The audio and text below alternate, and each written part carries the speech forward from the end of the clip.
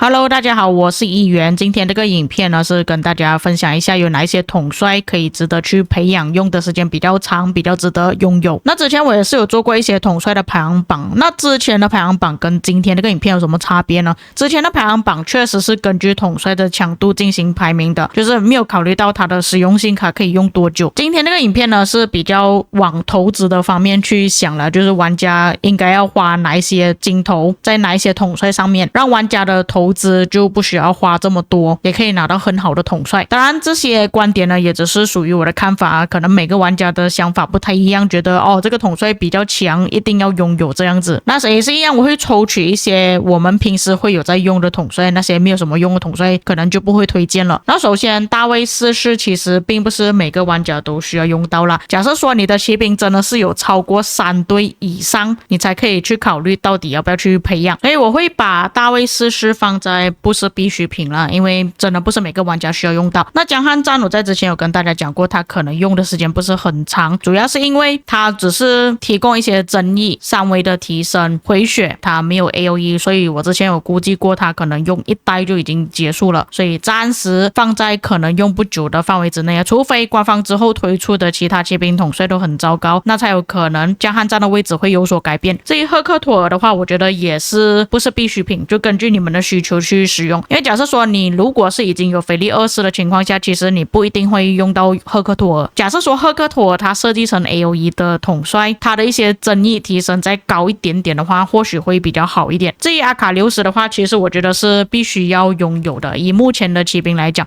因为现在骑兵野战拥有原型 AOE 的统帅就只有阿卡留什，虽然它的3维并不是到特别好，但能够攻击5个目标，它恢复怒气的速度又快，可以触发到基础攻击的多数增益。对于战场来讲呢，它的提升是真的很好的，它的表现是很好的，所以是可以值得去培养。那沙普尔一世它是属于集结统帅就不考虑，秦始皇的话也是必须在拥有，一定要拥有，因为我觉得短期之内秦始皇应该是很难被取代的，因为不管在什么环境之下，他每一次打出普攻都是技能伤害，他的技能伤害又比较高，包高还是暂时领先大多数的队伍的，所以他这个地位没有办法改动。白起的话是可以培养，其实我对于白起的评价还是没有到特别夸张啦，但培养的话还是可以培养的。至于亚瑟的话也是可以培养，但没有到必须要拥有的程度啦，但是可以练。它主要是方便啦，你可以搭配连击伤害统帅，也可以搭配技能伤害统帅，又有 AOE， 它的爆发又高，触发蝴蝶针刺的次数也比较高一点，搭配3线阵的统帅使用效果会更加好。而且之后的骑兵主流应该都是往连击伤害那边去发展了，所以亚瑟也是必需品了。至于下一个阿方索呢，我觉得是可以去培养了，但是没有到必需品的那个程度啊，所以可以放在这个位置，看你们自己的需求。珍珠的话，这个可能用的时间不是很久，目前还是有不少玩家使用珍珠的，主要的功能还是在辅助方面了，所以就可能用不是很久。至于华莱士的话，下一次就是轮到步兵啊，有很大可能华莱士会被取代掉，所以我觉得可能是用不久啊，放在这个位置。而且其实华莱士也不是必需品啊，以目前的情况来讲，不过我更加觉得它是用不久的那个范围之内啦，所以我就把它放在这个位置。至于贝利的话，这个也不是必需品，这个是看你的位置在哪里。假设说你是那种打旗帜打要塞的玩家的话，那你就需要用的贝利，但其他玩家其实真的没有什么必要，野战的帮助并不是很大。至于腓力2世的话，用的时间不是很久，假设说它的水晶科技还没有改版之前呢，其实腓力2世可以放在培养这个位置的，但是改了之后它那个表现实在是太糟糕，而且我觉得它很大可能会被取代掉。假设说之后官方推出新的步兵统帅，因为目前来讲腓力2世搭配呢主要是在工兵跟步兵方面嘛，那假设说步兵那边推出了新的副将可以搭配白起或刘彻的话，那很大可能腓力可能就要去到工兵那一边去了，所以还是可以用一段时间，但是我觉得用的时间不会太长啦。至于海尔曼的话，我觉得其实是已经不考虑了。以目前的情况来讲，其实我真的是不喜欢海尔曼啊，他那个表现并没有我想象中那么好，工兵释放技能的速度比起步兵还有骑兵来得太慢了。等海尔曼打出 debuff 的时候，其实骑兵步兵都已经打出他们的伤害，打出他们的主动技能了，所以以目前来讲，海尔曼他这个表现呢并没有到特别好啦，除非是说如果对方攻击他会给对方施加一个 debuff 的话，可能还好一点，但是这个要等到他自己触发才可以啊，所以我把它放在不考虑的位置啦。当然这个是属于我个人观点啊，至于流策的话还是可以去培养的，但是没有到必须要拥有那个程度啦，就是没有到这么夸张的等级。不过说实在的，白起跟流策的话应该还是可以用到2027年了，如果没有太大的意外。查士丁尼其实可以也这样用，但是不考虑。霍去病的话，其实我有一点把它给想要拿下来拿去不考虑的位置了，但目前来讲还是可以放在不是必需品这边。当然我也知道有一些玩家想要反驳我啊，他是仅存的技能伤害骑兵统帅啊，他的爆发很高啊，怒气释放很快，对，我知道，但问题是他的报告确实是不好看了。我相信各位，如果你们使用混兵的情况下，有骑兵、步兵、工兵、霍去病的表现在你们的搭配里面应该算是很糟糕了，很多时候报告都不是很好，而且之后有很大可能官方就是用连击伤害的骑兵统帅替代掉技能伤害统帅，所以霍去病可能存活的时间也不会太长啦。像他们近期推出了阿卡琉斯江汉战之后，更加多玩家他们已经转去培养连击伤害统帅了，所以霍去病可能存活的时间真的不会太久。至于攻杀洛的话，如果你是真的有使用远程的话，这个攻杀洛是必须拥有的。以目前来讲，远程统帅要超越攻杀洛是真的很难的，除非他再另外设计一个也是远程 AOE， 然后范围更大，伤害更高，那还有可能会取代攻杀洛。否则的话，攻杀洛的位置呢还是在很高的，必须要拥有。它跟加查马达差不多是同样的定位啦，也是在必须拥有。不过我把加查马达放低一点点啦，它主要是少了一个 AOE。至于斯特凡的话，我个人觉得不是必需品，又或者是在不考虑的范围之内啊，但是也没有到这么糟糕啦，我把它放在不是必需品这边。至于朗纳尔 P， 我其实个人是已经不推荐了，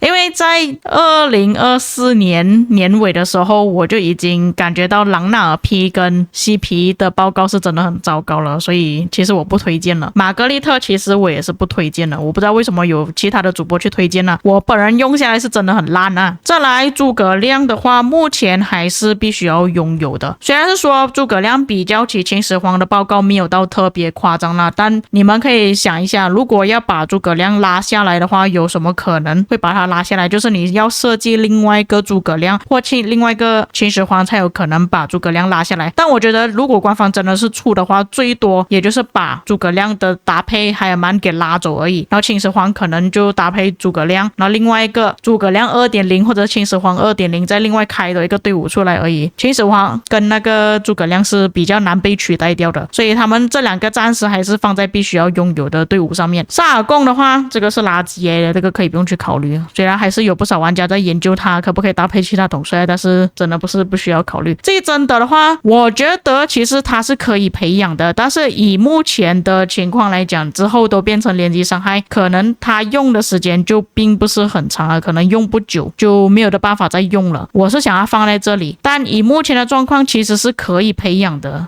我就放在有一点纠结，我放在不是必需品这边吧，因为它有很大可能就没有办法再用到了。全面换成连击伤害的话，这一巴布尔其实我觉得这个是可以考虑去培养的，但还是一样啦，你要看之后官方推出什么统帅啊，不然我把它放在可能用不久这边吧。目前来讲还是可以使用的。波迪卡这个就不需要考虑了，这个已经在这里了。然后大 CP 这个其实我也是把它放在这个位置了。司机的话其实也是一样，在不考虑的范围之内了。至于本多忠胜、吉尔加美什这些统帅呢，基本上也是不出现的啊，所以就不考虑。托俊景的话其实是可以考虑的，但不一定是必需品啦，就是你们可以看自己的情况需不需要用到托俊景。像还是有一些玩家他们会使用白起搭配托俊景，然后溜车就可能搭配斐利这样子组合，因为他们不喜欢用华莱士，觉得得去培养华莱士比较浪费镜头啦，毕竟他们在早期都已经把托菌菌给觉醒了，而且托菌菌它是有 AOE 的，所以它不一定是说可以培养啦，它是在不是必需品上面啦，看你们的情况啦，有需要的话就可以去培养。至于项羽的话，这个也是没有用的，虽然现在战场上还是可以看到一些啦。其他统帅的话基本上就不需要讲了，关羽的话还是可以稍微讲一下。关羽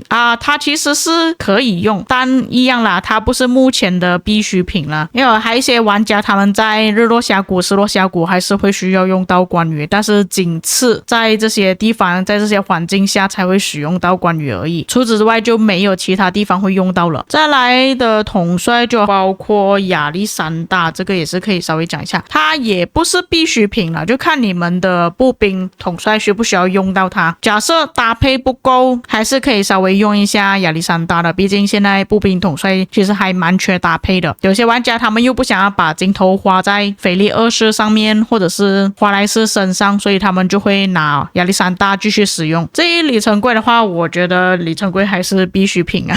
必须要培养的，而且玩家多数在早期都已经培养了，所以这个不需要太担心。至于理查的话，其实我觉得可以排在这个排行榜里面了，它不是必需品，但如果真的有需要的话，查理马特有时候还是可以带出来使用的，因为它的反击伤害还是很高啊，你可以搭配一些步兵统帅使用。所以这边我排出来的结果就是这样子咯，其实跟我给出的那个统帅强度排行榜还是有一定的差别了。就比方说，如果我是排统帅强度的话，我应该会把江汉章放在更高的位置，可能蓝色或者是绿色的阶段吧。然后霍去病的话，可能也是会把它那个位置再往上一点，贞德也是，我反而会把亚瑟王的位置稍微拉下一点呢，放在黄色位置，如果是根据实力来说。不过当然的，今天这个排行榜呢，也只是给大家做一个参考而已啊，不一定是完全对的，你们要根据自己的需求去培养。就比方说有些玩家他的定位不同，去围棋子、围要塞，或者是他的战斗方式不一样的话，也是会有所更改。像我就是全骑兵的玩家，如果你跟我讲